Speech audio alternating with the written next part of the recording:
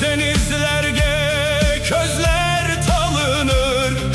Bahçesaray tarihte hep söyler, Atayurt'um bizni bekler. Çatır dağı göklerge uzanır. Millet ruhu daima oyanır. Yıllar geçse, zamanlar ötse, Kırım sevgisi kalpte bitmez. Kırım Kırım Ana yurtımız, sende ura yürek nabzımız. bir milletmiz, bir canımız biz. Kırım için turamız. Kırım Kırım Güzel vatan, senden alır kuvvet her insan. dilimiz, yurumuz, tarihimiz.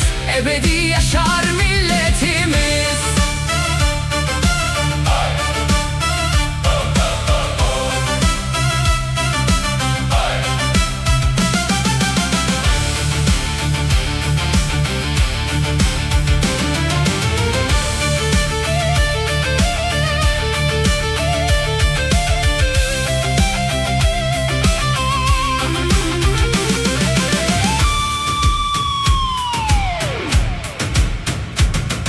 Sürgün yolları ağır olsa da Ümit söndürmedi bizni asla.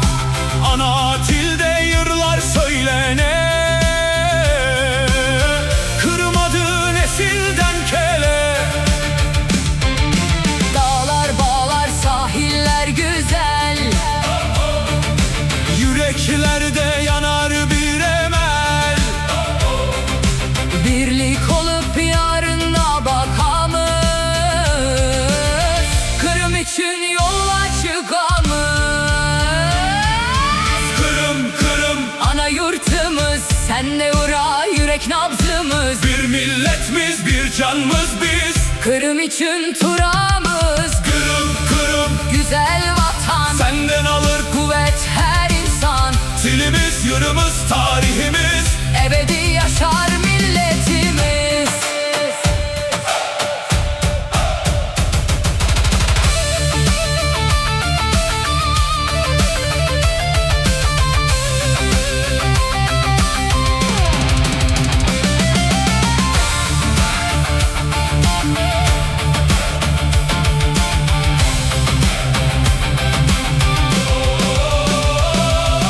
Kırım Kırım Ana yurtımız, Kırım Kırım can vatanımız. Kırım Tatar, Gaya, Biber. Yaşasın millet, Yaşasın yürü.